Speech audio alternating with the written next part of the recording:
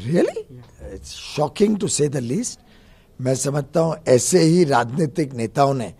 इस देश का मनोबल भी कमजोर किया,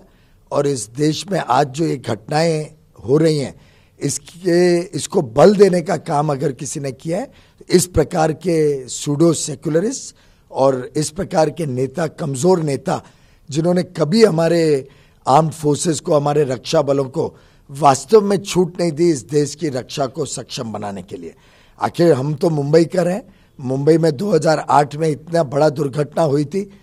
तब कांग्रेस का शासन था, महाराष्ट्र में भी, केंद्र में भी, तब हमारे सेना बलों में आक्रोश था, वो चाहते थे जवाब देना, लेकिन उस समय की कमजोर कांग्रेस की सरकार, कांग्रेस का कमजोर नेतृत्व में ये साहस ही नहीं था कि वो जवाब दे सके आतंक के सामने, और पड़ोसी देश जो आतंक को पनपनाता है उसको जवाब देने का साहस नहीं था। और इतिहास गवाह है कि इस देश को कमजोर करने का काम कांग्रेस ने लगातार वर्षों तक किया है। जब भी सेना ने अपनी शक्ति दिखाई, जब भी हम विजय की ओर अग्रसर थे,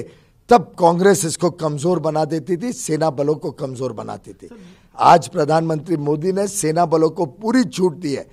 कि मुंह तोड़ जवाब दे आतंकवाद को, मुंह तोड़ जवाब दे उन लोगों को जो ऐसे आतंकवादी गतिविधियों को सहयोग करती हैं।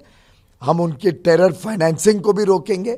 टेरर एक्टिविटीज पे पूरा प्रहार करेंगे, और कोई भी अगर भारत या भारत के नागरिकों के ऊपर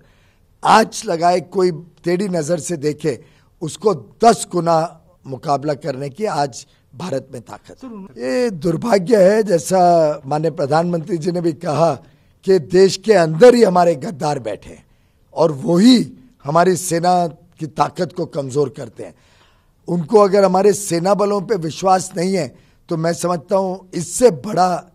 देशद्रोही कोई काम नहीं हो सकता है कि हमारे सेना बलों के ऊपर भी प्रश्न चिन्ह उठाना, हमारे सेना की ताकत के ऊपर प्रश्न चिन्ह उठाना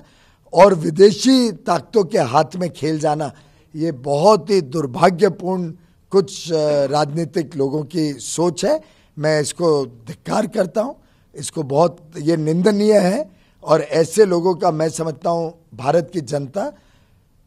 कभी भी टॉलरेट नहीं करेगी इस प्रकार की सोच को।